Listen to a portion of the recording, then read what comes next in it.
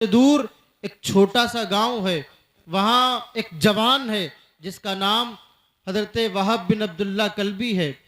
نئی عمر کا جوان ہے، نئی نئی شادی ہوئی ہے، اور اس کی ماں گھر میں بے چین و بے قرار ہے۔ بیٹا باہر سے گھر آیا، ماں کے قریب آیا، ماں کو پریشان دیکھا، ماں کے چہرے پر آثار افسردگی دیکھے تو بیٹے سے گوارا نہ ہوا۔ میرے جیسا نالائق اور نکما بیٹا نہیں تھا کہ گھر میں گھسے تو ماں کی پریشانی کو پریشانی بھی نہ سمجھے، ماں کی بیماری کو بیماری بھی نہ سمجھے۔ وہ نیک لوگ تھے، ان کی تربیت اچھی طرح کی گئی، دین پر کی گئی۔ بیٹا گھر آیا، سب سے پہلے اس نے ماں کے چہروں کو دیکھا۔ ماں کیا بات ہے؟ کس بات نے تجھے پریشان کیا؟ تو غم زدہ کیوں ہے؟ تو فکر مند کیوں ہے؟ تیری آنکھ میں آنسو کیسے بھرے ہوئے ہیں؟ جب بیٹے نے اتنی بات پوچھی تو ماں برداشت نہ کر سکی۔ جو آنسو ابھی تک آنکھ میں رکے تھے بہہ پڑے، رخسار سے ہوتے ہوئے زمین پر ٹپکنے لگے۔ ماں نے روتے ہوئے انداز میں کہا، بیٹا ہم نے سنا ہے کہ کربلا کی سرزمین پر مصطفیٰ کے نواسوں کو اور ان کی آل کو گرفتار کر کے رکھا گیا ہے، دانا و پانی بند ہے۔ 3 دن ہو گئے، نہ انہیں پانی دیا گیا، نہ انہیں دانا دیا گیا۔ بیٹا تو نام لیتا ہے نا کہ حسین کا غلام ہے، تو دعویٰ کرتا ہے کہ رسول اللہ صلی اللہ تعالیٰ علیہ وسلم سے پیار کرنے والا ہے۔ میں اپنی ماں کو بھی اور آپ سب کی ماں کو بھی، اپنی بہن کو بھی، آپ سب کی بہنوں کو بھی ایک دعوت فکر دینا چاہتا ہوں۔ کیا کہ ایک ماں کس طرح تیار کرتی اپنے فرزند کو؟ اگر امام حسین رضی اللہ تعالیٰ عنہ کے قدم بھی کربلا کی سرزمین پر ڈٹے رہے، کھڑے رہے، تو آپ کی ماں کا بہت بڑا کردار تھا آپ کی زندگی میں۔ آپ کی ماں کی بہت اعلیٰ تربیت تھی آپ کی زندگی میں، جس نے آپ کے قدموں کو کربلا جیسے قیامت نما ماحول سے بھی پیچھے ہٹنے نہیں دیا۔ کہا، بیٹا بات یہ ہے کہ ہم نے سنا ہے کربلا کی سرزمین پر حسین کو اور ان کے گھر والوں کو قید کر کے رکھا گیا ہے۔ 3 دن ہو گئے، نہ دانا دیا گیا، نہ پانی دیا گیا۔ بیٹا زبان سے دعویٰ کرتا ہے یا دل سے بھی انہیں اپنا مانتا ہے؟ بیٹا فقط تیری زبان انہیں اپنا کہتی ہے یا تیرا دل بھی انہیں اپنا تسلیم کرتا ہے؟ ان کی محبت فقط تیری زبان تک ہے یا دل تک ہے؟ تو اس نے کہا، ماں کیسی بات کرتی ہو، ان کا پیار تو خون کے قطرے قطرے میں شامل ہے، ان کی محبت تو ہر ہر سانس میں شامل ہے۔ تو ماں نے کہا، بیٹا اگر واقعی میں ان کی محبت تیرے خون میں شامل ہے، اگر واقعی ان کا پیار تیری رگ رگ میں موجود ہے، تو بیٹا اس گھر میں کیا کرتا ہے؟ یہ گھر قیامت کے دن تیرے کام آنے والا نہیں ہو سکتا۔ اس گھر کی وجہ سے تو بارگاہ مولا میں پکڑا بھی جائے اور تجھ سے پوچھا بھی جائے، اے جوان تو نے گھر بنایا تھا، بتا کون سی کمائی لگا کے دیواروں کو کھڑا کیا تھا؟ کون سی کمائی سے تو نے چھت ڈالی تھی؟ کون سی کمائی سے تو نے گھر کو آراستہ و پیراستہ کیا تھا؟ اگر کہیں حرام کا ایک ذرہ بھی پکڑ میں آ گیا بیٹا تو پکڑ لیا جائے گا۔ یہ مکان کہاں تیرے کام آئے گا؟ یہ تو قیامت کے دن تیرے لیے زحمت بن جائے گا۔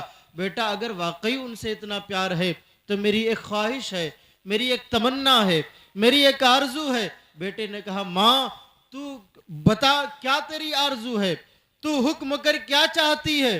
تیرا بیٹا تیرے کہنے پر اپنی جان بھی نثار کرنے کو تیار ہے، تو لبوں کو کھول، زبان سے کچھ تو بول، کیا تیری تمنا ہے؟ تو ماں نے کہا، بیٹا میں چاہتی ہوں کہ حسین اور آل حسین کی خدمت کروں، حسین اور ان کے بیٹوں کی خدمت کروں، حسین اور ان کی بیویوں کی خدمت کروں، حسین اور ان کے گھر والوں کی خدمت کروں۔ بیٹے نے کہا، ماں بتا بات کیا ہے، کیا کہنا چاہتی ہے؟ تو اس نے کہا، بیٹا میں چاہتی ہوں کہ تو حسین اور آل حسین پہ جا کے قربان ہو جا۔ اللہ اکبر کبیرہ، ایک جوان سے کتنی بڑی بات کہی جا رہی ہے، جس کی شادی کو ابھی چند دن گزرے ہیں، مہینہ بھی پورا نہ ہوا۔ اس جوان سے کہا جا رہا ہے، بیٹا جا محمد صلی اللہ تعالیٰ علیہ وسلم اور آل محمد پر قربان ہو جا، ان کی عظمت پر قربان ہو جا، دین کے تحفظ کے لیے قربان ہو جا، عظمت قرآن کی خاطر قربان ہو جا. کیا میری ماں اس کے اندر یہ شعور اور یہ جذبہ اب نہ باقی رہا کہ وہ مجھے تیار کر سکے؟ بیٹا کربلا میں تو حسین کا ساتھ تو نہیں تھا، مگر جا مسجد میں سر کو جھکا کر حسین نے جو پیغام دیا تھا اس پیغام میں حسین کے ساتھ شریک ہو جا. حسین نے جو اپنا کام چھوڑا تھا اس وقت تو نہیں تھا، آج تو زندہ ہے، آج تیری سانسیں سلامت ہیں، آج تیرے پاؤں سلامت ہیں، آج تیرے ہاتھ سلامت ہیں.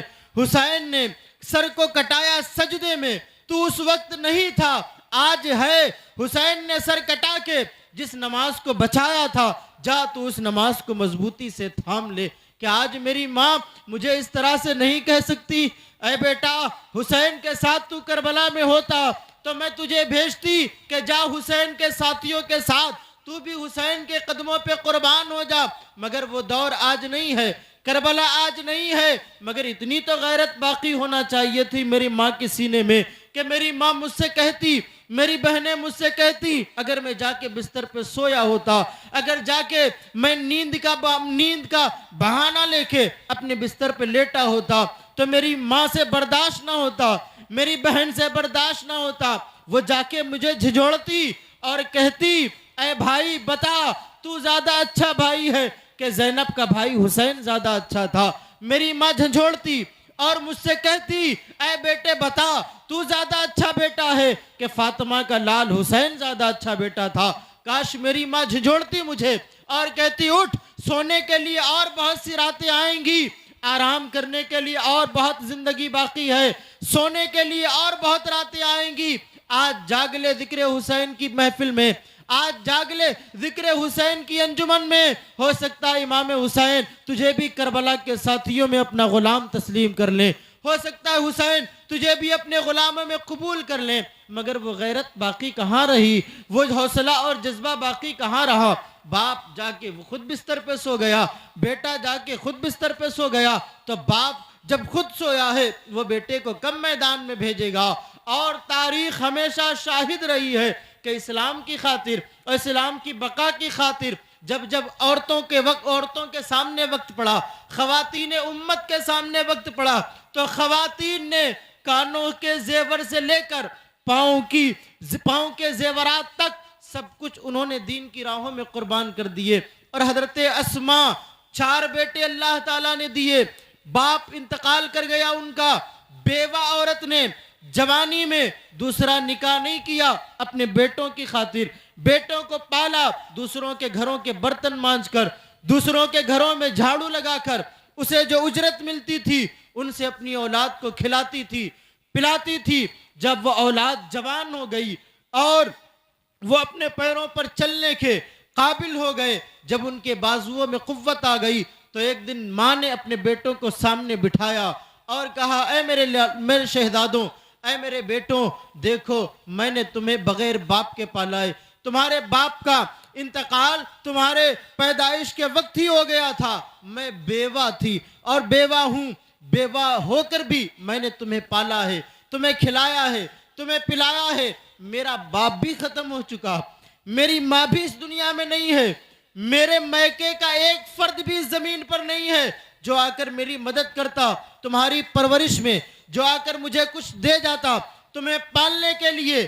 کوئی بھی میرا اپنا زمین پر باقی نہیں ہے. میں نے کس طرح کما کے تمہیں پالا ہے میں جانتی ہوں. اے میرے شہزادوں، اے میرے لالوں، اے میرے بیٹوں، ایک بات یاد رکھنا، میں نے تمہیں کھلایا ہے، میں نے تمہیں پلایا ہے، میں نے تمہیں پروان چڑھایا ہے، میں نے تمہیں جوان کیا ہے، میں نے تمہاری پرورش کی ہے، اپنے لیے نہیں کی ہے، کسی کے لیے نہیں کی ہے، کسی اور کے لیے نہیں کی ہے. میں نے تمہیں پالا ہے تو اس نیت کے ساتھ پالا ہے جب تم جوان ہو جاؤ گے تمہارے پاؤں میں طاقت آ جائے گی، تمہارے بازوؤں میں طاقت آ جائے گی، تمہیں رسول اللہ کے دین کے نام پہ قربان کروں گی، تمہیں عظمت قرآن کی خاطر قربان کروں گی. اے بیٹو بتاؤ کیا میری پرورش کا بدلہ مجھے دے سکتے ہو؟ کیا میں نے جو تمہیں خون اپنا دودھ کی شکل میں پلایا ہے وہ مجھے اس کا بدلہ دے سکتے ہو؟ تو چاروں بیٹوں نے جواب دیا اے ماں تو کہے تو ابھی ہم اپنی جانوں کو رسول اللہ صلی اللہ تعالیٰ علیہ وسلم کے دین پر قربان کر دیں. تو عثمان نے کہا ابھی نہیں, موقع آنے دو, جب موقع آئے گا پھر ہم دیکھیں گے تم اپنی بات پر قائم رہتے ہو کہ نہیں, تم وفا کرتے ہو کہ نہیں. آخر ایک دن وہ وقت آ گیا, حضرت عمر کا دور ہے. حضرت عمر کے دور میں کفر و اسلام کی جنگ ہوئی. وہ عورت اپنے چاروں شہزادے لے کر حضرت عمر فاروق اعظم کی بارگاہ میں آئی. کب؟ جب اعلان کیا جاتا تھا کہ ضرورت ہے لوگوں کی, ضرورت ہے مال کی, تو اس وقت کی عورتیں اپنے کانوں کے زیور, ناک کے زیور, پاؤں کے زیور, رکھے ہوئے زیور اور گھر کے رکھے ہوئے راشن اور غلے سب کچھ وہ لوگ اہل ایمان کو دے دیا کرتے تھے کہ دین کے کاموں میں ہمارا بھی حصہ لگ جائے. لوگ اپنی اپنی جانوں کے نذرانے لے کر آتے تھے کہ مجھے قبول کر لو, مجھے میدان میں بھیج دو, میں بھی دین کے نام پر اپنا سر کٹا سکوں. مجھے قبول کر لو, مجھے میدان میں بھیج دو, میں بھی دین کے نام پہ اپنا سر کٹا سکوں. حضرت اسما عورت ہیں, بیوہ ہیں, اور کوئی ان کا اپنا زمین پر باقی بھی نہیں ہے. چاروں بیٹے لے کر آ گئی حضرت عمر کی خدمت میں. کہتی ہے اے عمر, میرے پاس سب کوئی گیہوں لے کے آیا ہے, کوئی کچھ لے کے آیا ہے, کوئی سونا و چاندی لے کر آیا ہے, کوئی مال و دولت لے کر آیا ہے. اے عمر, میں بیوہ ہوں, میرے پاس مال تو نہیں ہے, میرے پاس اسلحے تو نہیں ہے, میرے پاس تلواریں تو نہیں ہیں, میرے پاس راشن اور غلہ تو نہیں ہے. اے عمر, یہ میری کل کمائی کھڑی ہے. اے عمر, میں نے ساری زندگی انہیں پالا ہے, میں نے ساری زندگی انہیں پروان چڑھایا ہے. میرے پاس اگر کوئی دولت سب سے بڑی ہے تو یہی 4 بیٹے ہیں. میں ان چاروں بیٹوں کو آپ کی بارگاہ میں لے کر آئی ہوں, اور میں نے انہیں کہہ دیا ہے کہ میں نے انہیں اپنے لیے نہیں پالا, میں نے انہیں دین کے لیے پالا ہے. یہ وقت پڑے گا تو دین پر اپنی جان قربان کریں گے. اے عمر, میرے بیٹوں کو قبول کر لو. حضرت عمر جیسا بادشاہ, وہ عمر جس گلی سے گزر جائے تو شیطان وہ راستہ چھوڑ دیتا ہے. وہ عمر جس کی آواز, جس کے نام کو سن کر دنیا کے بڑے بڑے ظالم بادشاہ کپ کپانے لگ جائیں. وہ عمر جس کو اللہ تعالیٰ نے اس زمین پر 24 لاکھ مربع میل سے زیادہ کی بادشاہت عطا فرمائی. وہ عمر جن کے سامنے ایک شرابی ہاتھ میں شراب کی بوتل لیے آ رہا ہو اور سامنا عمر کا ہو جائے اور عمر کو دیکھ کر وہ ڈر جائے اور رب کی بارگاہ میں توبہ کر لے, اے پروردگار عمر کے غضب سے بچا لے, اے پروردگار عمر کے قہر سے بچا لے, اے پروردگار عمر کے غضب سے بچا لے. عمر پوچھے کہ تیری بغل میں کیا چھپا ہوا ہے شراب, مگر اس کے منہ سے نکلا دودھ, اور اس نے اللہ کی بارگاہ میں سچی توبہ کر لی تو اللہ تعالیٰ نے اس شراب کو دودھ کی شکل عطا فرما دی.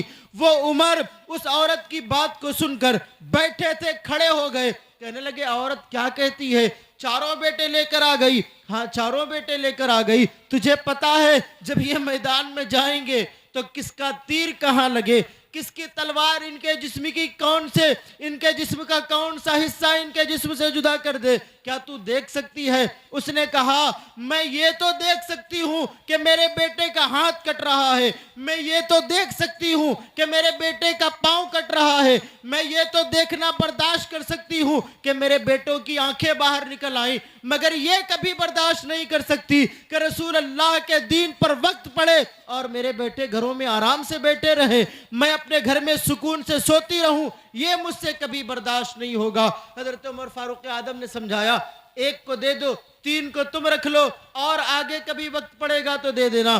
اس نے کہا نہیں عمر نہیں, میں نے انہیں پالا اس لیے ہے کہ میں اپنی زندگی میں انہیں دین پر قربان ہوتا ہوا دیکھ لوں. حضرت عمر نے کہا اچھا 3 دے دو, 1 کو واپس لے لو, تمہارے بڑھاپے میں تمہارے کام آئے گا, جب تم کمزور ہو جاؤ گی تمہاری خدمت کرے گا, تمہیں کھانا کھلائے گا, تمہیں پانی پلائے گا, تمہاری خدمت کرے گا. اس عورت نے کہا عمر ہمیں اپنی خدمت کی ضرورت نہیں ہے, عمر ہمیں اپنے لیے کچھ نہیں چاہیے, یہ میرے بیٹے ہیں, اگر میری تمنا ہے تو بس یہی کہ یہ مصطفیٰ کی عظمت پہ قربان ہو جائیں, یہ عظمت قرآن پر نثار ہو جائے. اور حضرت عمر نے اجازت دے دی. چلتے چلتے جب عمر نے انہیں دولہا بنایا, کہا جاؤ میدان کی طرف, تو اس عورت نے کہا, حضرت اسماء نے کہا اے میرے بیٹوں آخری بات میں تم سے کرنا چاہتی ہوں. کیا کرنا چاہتی ہو؟ اے میرے بیٹوں میدان میں جا تو رہے ہو لیکن مجھے بعد میں شکایت نہ ملے, کوئی سہیلی میری مجھے یہ تانا نہ دے کہ اسماء تیرے بیٹے گئے تھے میدان میں لیکن زخم تو ان کی پیٹھ پر لگے ہیں. اے میرے لالوں، دشمنوں کے ہر زخم کو سینے پر روکنا، ان کے تیر و تلوار کو سینے پر روکنا، بعد میں کوئی میری سہیلی مجھ پر انگلی نہ اٹھانے پائے، مجھے تانا نہ دینے پائے.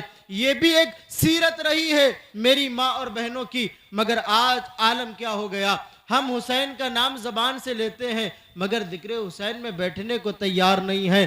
ہم حسین کا نام زبان سے پکارتے ہیں مگر حسین کے کردار کو اپنانے کو تیار نہیں ہیں. ذرا سوچو تھوڑی دیر کے لیے، کس منہ کے ساتھ سامنا کرو گے حضرت امام حسین کا؟ کون سا چہرہ لے کے جاؤ گے حضرت علی اکبر کے سامنے جب حضرت علی اکبر کہیں گے اے جوان، میں نے 18 سال کی عمر میں میرا بھی من کرتا تھا کہ میں بھی اوروں کی طرح زندگی گزاروں، مگر وقت پڑا تو میں نے اپنی جان قربان کر دی کہ نہیں کر دی؟ کیوں قربان کر دی؟ تاکہ یہ دین سلامت تم تک پہنچ جائے، تاکہ یہ قرآن سلامت تم تک پہنچ جائے، تاکہ پرچم اسلام جس طرح بلند ہے بلند رہے. بتاؤ تم نے ہماری قربانیوں کا کیا صلہ دیا تھا؟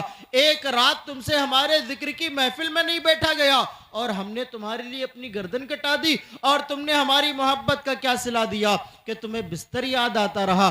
کربلا میں ہم پر 3 دن دانا و پانی بند رہا، سامنے ہم نے دیکھا کہ نہر فرات پر جانور پانی پیتا ہے، آسمان پہ اڑنے والا پرندہ پانی پیتا ہے، درندے پانی پیتے ہیں، دشمن پانی پیتے ہیں، مگر ہماری حلق سے پانی کا ایک قطرہ نیچے نہیں اترا، دانے کا ایک قطرہ نیچے نہیں اترا.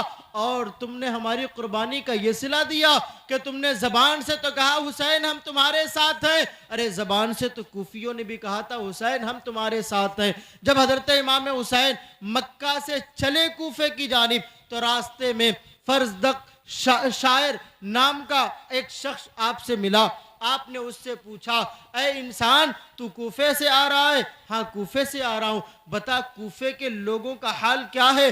تو اس نے کہا اے امام پاک، کوفے کے لوگوں کے دل تو آپ کے ساتھ ہیں مگر تلوار یزید کے ساتھ ہیں، تلوار ابن زیاد کے ساتھ ہیں. یعنی وہ اس طرح بدل گئے جنہوں نے کہا تھا حسین ہم آپ کے غلام ہیں، وقت پڑے گا تو آپ کے نام پہ جان قربان کریں گے، اچانک بدل گئے، یزید کے ساتھ ہو گئے. جن ہاتھوں میں حسین کی فتح کا پرچم ہونا چاہیے تھا انہی ہاتھوں میں حسین کے خلاف تلواریں آ گئی. اللہ اکبر کبیرہ. ہم تو اپنا محاسبہ کر سکتے ہیں، ہم تو اپنے اوپر غور کر سکتے ہیں. اگر امام پاک رضی اللہ تعالیٰ عنہ نے میرے باپ سے پوچھا یا کسی کے باپ سے پوچھا اے لوگوں ذرا بتاؤ ہم نے تمہارے لیے اتنا سب کچھ کیا، اپنے گھر کے 72 نفوس قدسیہ کو اپنی آنکھوں کے سامنے ہم نے کٹتا دیکھا، ایسے ایسے لاشیں اٹھائے، سر ملا تو جسم نصیب نہیں ہوا، جسم ملا تو سر نصیب نہیں ہوا، کسی کے ہاتھ نہیں ملے، کسی کے پاؤں نہیں ملے، کسی کا وجود پہچان میں نہیں آیا. بتاؤ کہ ہم نے اس لیے قربانی دی تھی کہ تم اس قربانی کو بھول جاؤ، نظر انداز کر جاؤ؟ ارے تم کیا ہمارا ساتھ دیتے؟ تم کیا ہمارے نام پہ جان قربان کرو گے؟ تم کیا ہمارے لیے کر سکو گے؟ تم سے تو ایک رات ہمارے ذکر کی محفل میں نہ بیٹھا گیا، تم سے تو ہمارا ذکر نہ سنا گیا. تم نے دنیا کا ہر کام کیا، تم نے رات رات اپنے کھیتوں کو بچایا کہ نہیں بچایا تھا؟ تم نے رات رات اپنے مکانوں کی حفاظت کی کہ نہیں کی؟ تمہارے بچے دن اور رات کھیل میں مصروف رہے کہ نہیں مصروف رہے؟ تمہاری اولادیں کس طرح کھیل کے لیے ساری ساری رات انہیں کسی طرح بھی گزارنا پڑی، انہوں نے گزار نہیں دی؟ کیا آپ نے نہیں دیکھا ابھی جب آپ کے وہاں کرکٹ چل رہا تھا تو ہم بھی گزرے کئی دفعہ، ہم نے دیکھا کہ لوگ وہاں پر کس طرح بیٹھتے ہیں. کسی کو بیٹھنا نصیب ہوتا ہے، کسی کو نصیب بھی نہیں ہوتا ہے. کوئی اپنی بائک پر بیٹھا ہے، کوئی کہیں بیٹھا ہے، کوئی کہیں بیٹھا ہے، مگر وہ کھیل ہے.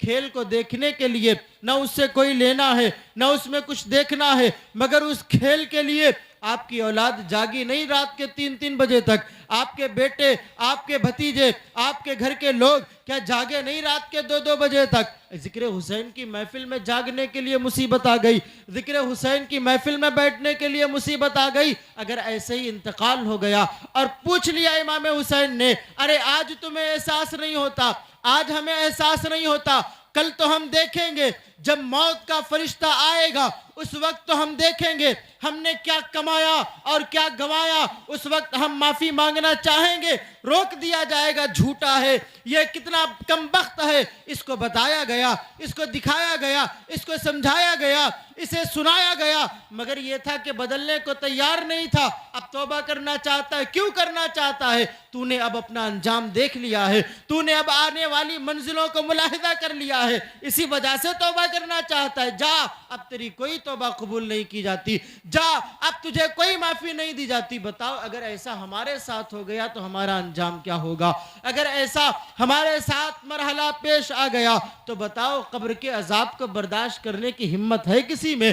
جہنم کے عذاب کو برداشت کرنے کی ہمت ہے کسی میں؟ ذرا حضرت خبیب بن عدی سے پوچھو, ہم تو جہنم کو کچھ سمجھتے ہی نہیں ہیں, ہم تو جہنم کی آگ کو کچھ مانے ہی نہیں رکھتے. حضرت خبیب بن عدی سے پوچھو. حضرت خبیب بن عدی ایک اکیلے جوان ہے, 1000 کافروں نے آپ کو پکڑا ہے, سولی پر باندھ دیا, پاؤں میں بیڑیاں ہیں. کہا جا رہا ہے اے خبیب اسلام چھوڑ دو, تمہیں چھوڑ دیا جائے گا. خبیب تم کلمہ پڑھنا چھوڑ دو, تمہیں معاف کر دیا جائے گا. نہ تمہیں کوئی مارے گا, نہ تم پر کوئی تیر چلائے گا, نہ تم پر کوئی حملہ کرے گا. خبیب کیا کہتے ہیں؟ اے لوگوں, تم جان لینا چاہتے ہو شوق سے لے لو, مگر ہاتھ سے دامن مصطفیٰ کبھی نہیں چھوڑوں گا. زبان سے اشہدو اللہ الہ الا اللہ و اشہدو ان محمد عبدہ و رسولہ کہنا کبھی نہیں چھوڑوں گا. میں اسلام کے خلاف کبھی نہیں جاؤں گا. تم کیا کر سکتے ہو؟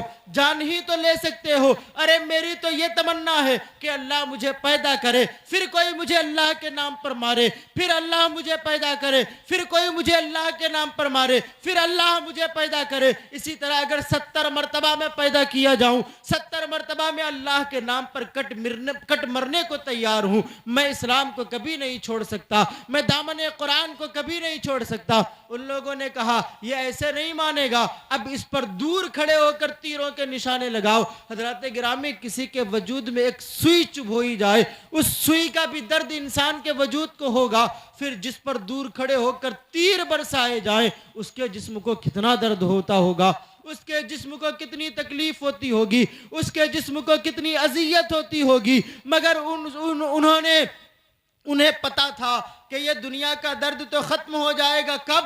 جب موت آ جائے گی, سارے درد مٹ جائیں گے, سارے زخم بھر جائیں گے. مگر وہ درد کیسے برداشت کروں گا جب قبر میں ایک مرتبہ اژدہا ڈسے گا تو نہ جانے کتنے 1000 سال تک اس کا درد باقی رہے گا. میری عمر زیادہ سے زیادہ کتنی ہوگی؟ 100 سال, 150 سال, 200 سال کی ہوگی. اس کے بعد دنیا میں موت آ جائے گی, دنیا کی مصیبتوں سے چھٹکارا مل جائے گا. لیکن قبر میں جب ایک مرتبہ عذاب دیا جائے گا, اور 1 2 سال نہیں بلکہ ہزاروں سال اس ایک مرتبے کے عذاب کا درد ملتا رہے گا, اس درد کو کیسے گوارا کروں گا؟ حضرت خبیب بن عدی نے پھر کہا کہ تم لاکھ کوشش کر لو, میں کبھی بھی اسلام کے خلاف نہیں جا سکتا. میں جان اپنی دے دوں گا مگر ہاتھ سے دامن اسلام کو کبھی نہیں چھوڑوں گا. انہوں نے کہا خبیب ایسے نہیں مانیں گے, ایک وجود 1000 تیر لگ چکے ہیں. خبیب چاہتے تو چھوڑ دیتے اسلام کو, مگر خبیب کو پتا ہے یہ دنیا تھوڑے دن کی ہے. خبیب صحابی ہیں, وہ جانتے ہیں کہ یہ دنیا چند دن کی ہے, یہاں تو ختم ہو ہی جانا ہے. وہ دنیا جہاں موت کو میڈک کی شکل میں لایا جائے گا, اور جب لوگ جہنم کے عذاب سے پناہ مانگ کر موت کی تمنا کرنے لگیں گے تو اللہ تعالی حضرت اسرافیل کو حکم دے گا کہ اب موت کو لے کر آؤ. موت کو ایک میڈک کی شکل میں لے کر آیا جائے گا. پھر اللہ حضرت اسرافیل سے کہے گا اب اس موت کو بھی موت دے دو, یعنی موت کو بھی مار دیا جائے گا. اب نہ کبھی کسی کو موت آئے گی, اب کسی کو دوبارہ موت نہیں آئے گی. اب جو جہنم میں ہے وہ جہنم میں ہی جلتا رہے گا. اب جس پر عذاب ہو رہا ہے وہ تمنائیں کرتا رہے گا موت آنے کی کہ دوبارہ پھر موت آ جائے, لیکن اس کی نگاہ کے سامنے موت کو بھی موت دے دی جائے گی. بتاؤ اس درد کو کون برداشت کرے گا, اس اذیت کو کون برداشت کرے گا؟ خبیب بن عدی نے کہا اے لوگوں, میں اسلام کو کبھی نہیں چھوڑ سکتا. انہوں نے کہا یہ ایسے نہیں مانے گا, اس کے جسم کو قینچیوں سے کاٹو, تلوار سے نہیں, خنجر و نیزے سے نہیں بلکہ قینچیوں سے کاٹو. اللہ اکبر کبیرہ, قینچیوں سے آپ کی انگلیاں کاٹی گئی, جسم کے حصے کاٹے گئے. خبیب کو تکلیف ہوئی, درد ہوا, خبیب کی آنکھ سے آنسو بھی نکلے, مگر ان لوگوں نے کہا خبیب بتاؤ تم جس نبی کا کلمہ پڑھتے ہو کیا اس نبی کو تمہارے اس حال کی خبر ہے؟ چھوڑ دو اسلام کو, چھوڑ دو کلمہ پڑھنا. تو حضرت خبیب بن عدی جلال میں آئے اور کہنے لگے کیا کہتے ہو کہ میرے مصطفیٰ کو میرے حال کی خبر ہے کہ نہیں ہے؟ ارے مصطفیٰ کو تو میرے پاؤں میں کانٹا چبھے تو کانٹا مجھے بعد میں چبھے گا, درد مجھے بعد میں ہوگی, میرے سرکار کو خبر پہلے ہو جایا کرتی ہے. یہ تو میرا مقدر ہے کہ اللہ تعالیٰ نے مجھے شہادت کا موقع عطا فرمایا ہے, میں شہید ہونے کے قریب ہوں, ان قریب میں جانتا ہوں کہ تم میری زبان کو بھی کاٹو گے. کچھ دیر کے بعد ان کفار نے حضرت خبیب بن عدی کی زبان کو بھی قینچی سے کاٹ دیا, پھر آپ کو نیچے اتارا, آگ کے انگارے جلوائے, اس آگ کے انگارے پر حضرت خبیب بن عدی کو لٹایا. تاریخ میں لکھا ہے کہ حضرت خبیب بن عدی کے جسم سے جو چربی نکلی اس چربی کی وجہ سے وہ دہکتی ہوئی آگ ٹھنڈی پڑ گئی, مگر خبیب نے دامن اسلام کو نہیں چھوڑا. خبیب نے مصطفیٰ صلی اللہ تعالیٰ علیہ وسلم کے خلاف کوئی کام نہیں کیا, خبیب مصطفیٰ کے دین کے خلاف نہ گئے. اللہ اکبر کبیرہ. ہم اور آپ اپنے ایمان کا محاسبہ کریں, ہم اور آپ اپنے ایمان کو دیکھیں کہ ہم کتنا حضور سے پیار کرتے ہیں. مجھے تو نہیں لگتا کہ کبھی دین پر جان کا وقت آئے گا تو میں اپنی جان قربان کر سکوں گا, نہیں کر سکوں گا, کیونکہ اس دل میں دنیا ہے, دین نہیں ہے. دین فقط زبان تک ہے. اگر دین دل میں ہو تو کہنے کی ضرورت نہیں پڑتی کسی سے کہ صاحب تم جس رب کے بندے ہو اس رب کی بندگی کا وقت آ گیا ہے, چلو نماز ادا کرنے چلتے ہیں. اگر دین اس دل میں ہو تو کسی کو کہنا نہیں پڑتا کہ آؤ ذکر خدا میں, ذکر مصطفیٰ میں, ذکر شہدائے کربلا میں بیٹھو, بلکہ دل خود تڑپتا ہے, بستر چھوڑنے پر مجبور کر دیتا ہے. جس دل میں حسین کی محبت ہوتی ہے وہ دل کبھی بھی بستر کو نہیں پکڑتا ہے, بلکہ وہ مچھلی کی طرح تڑپتا ہوا ذکر حسین کی محفل میں آ کے سکون پاتا ہے. وہ مچھلی کی طرح تڑپتا رہتا ہے, اس کے کان آواز سنتے ہیں کہ آواز کہاں سے آ رہی ہے, حسین کا نام کہاں پکارا گیا ہے. وہ سنتا ہوا آواز کو آ کے ذکر حسین کی محفل میں بیٹھ جاتا ہے. حضرت وہب بن عبداللہ کلبی رضی اللہ تعالیٰ عنہ کی ماں نے کہا بیٹا جا محمد اور آل محمد پر قربان ہو جا. نوجوان نے کہا ماں ابھی شادی کو چند دن ہوئے ہیں, نئی نویلی دلہن ہے, میں پہلے اس کے پاس جاؤں, اس کا مجھ پر حق ہے, میرا اس پر حق ہے, میں اس سے بھی تو اجازت لے لوں. ماں نے سمجھا شاید وہ جوان لڑکی ہے, وہ ابھی جوان ہے, شاید اپنے شوہر کو میدان میں جانے کی اجازت نہ دے. تو ماں نے حسرت بھری نگاہ سے بیٹے کی جانب دیکھا, بیٹا بہو کے پاس جا رہا ہے, بدل نہ جانا, ارادے کو بدل نہ دینا. بیٹا یہ زندگیاں کوئی معنی نہیں رکھتی اس زندگی کے آگے, بیٹا یہ دنیا کوئی حیثیت نہیں رکھتی حسین کے محبت کے آگے. حسین کی محبت میں اگر آج تو قربان ہو جائے گا تو کل قیامت کے دن رسول اللہ تجھے اپنے ساتھ جنت میں لے کے جائیں گے. اگر آج تو محمد اور آل محمد پر قربان ہو جائے گا تو رسول اللہ صلی اللہ تعالیٰ علیہ وسلم اپنے ہاتھوں سے تجھے جام کوثر پلائیں گے, اور جس مقام میں مصطفیٰ ہوں گے اسی مقام میں اللہ سے کہہ کر تجھے بھی جگہ دلوائیں گے. بیٹا ذرا بتا یہ دنیا زیادہ پیاری ہے کہ وہ آخرت کا گھر زیادہ پیارا ہے؟ بیٹے نے کہا ماں میں سمجھتا ہوں, میں اپنے ارادے کو نہیں بدلوں گا, میں اپنے قدموں کو پیچھے نہیں ہٹاؤں گا ماں, لیکن وہ میری بیوی ہے, وہ میرے لیے اپنے باپ چھوڑ کے آئی, اپنی ماں چھوڑ کے آئی, میری خاطر اپنی سہیلیاں چھوڑ کے آئی, میری خاطر اپنا گھر چھوڑ کے آئی. حق بنتا ہے کہ میں اس کے پاس جاؤں اور اس سے گفتگو کروں آخری مرتبہ اور اس کی اجازت لے لوں. ماں نے کہا ٹھیک ہے جاؤ. اب ماں باہر بے چین ہے, کہیں ایسا نہ ہو کہ بہو سے مل کے میرے بیٹے کا ارادہ بدل جائے, کہیں ایسا نہ ہو وہ جوان بیٹی میرے جوان بیٹے کو حسین کی محبت میں قربان ہونے سے روک دے. کچھ دیر کے بعد بیٹا خوشی خوشی اپنے کمرے سے باہر نکلا, اس کے پیچھے پیچھے اس کی جوان بیوی بھی باہر نکل آئی. اب ماں نے حسرت بھری نگاہ سے اور بڑا افسردگی کے عالم میں بیٹے سے پوچھا بیٹا کیا بات ہوئی, بیٹا کیا بات ہے, کیا ارادہ ہے؟ تو بیٹے نے کہا ماں تو یہ خیال کرتی تھی کہ تیری بہو کہیں ایسا نہ ہو تیرے بیٹے کے ارادے کو کمزور کر دے, تیرے بیٹے کے ارادے کو تبدیل کر دے, تیرے بیٹے کو کربلا جانے سے روک دے. اے ماں میری بیوی تو وہ بیوی ہے کہ میں اس پر قربان جاؤں۔ میں جب اس کے پاس گیا تو میری بیوی نے فوراً مجھ سے کہا، اے میرے شوہر، اے میرے سرتاج، میں بیوہ رہنا تو گوارا کر سکتی ہوں، میں اپنے آپ کو میں اکیلے زندگی گزارنا تو گوارا کر سکتی ہوں، مگر کربلا میں حسین پر آپ سے پہلے کربلا میں حسین پر تیر آنے والا آپ سے پہلے کوئی اور کھائے، میں یہ برداشت نہیں کر سکتی۔ اے میرے سرتاج، اے میرے شوہر، دیر نہ کریے، فوراً کربلا کی سرزمین پر جائیے، محمد اور آل محمد کی عظمت پر قربان ہو جائیے۔ یہ ایک جوان ہے اور اس کی جوان بیوی ہے، یہ بھی ایک جوان ہے اور اس کی جوان بیوی ہے۔ شادی کو چند دن ہوئے ہیں، تھوڑے سے دن ہوئے ہیں، مگر ایمان جسے کہتے ہیں، حقیقت میں ایمان تو ان لوگوں کے پاس تھا۔ ہم تو فقط زبان کے مسلمان ہیں۔ اتنا سب کچھ سننے اور جاننے کے باوجود بھی اور ملک کے حالات دیکھنے کے باوجود بھی بتاؤ ہمارا ایمان بیدار نہیں ہوتا ہے، اور ہمارے دعوے کتنے بڑے بڑے ہوتے ہیں۔ آپ دیکھو، میں کسی کتاب کی بات آپ کو نہیں بتاتا، میں کوئی 1400 سال پرانی بات آپ کو نہیں بتاتا، کل پرسوں نرسوں کی باتیں ہیں۔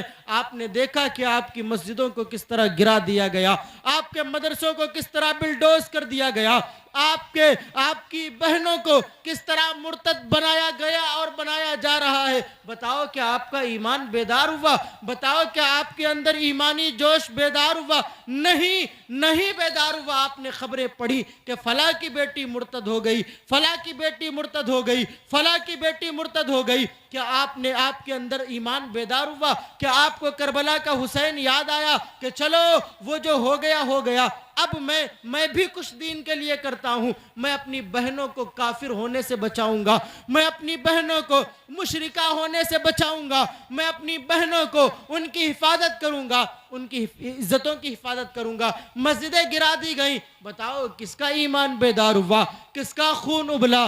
کس نے یہ ٹھان لیا کہ اب تک نماز نہیں پڑھتے تھے، اب نماز پڑھیں گے؟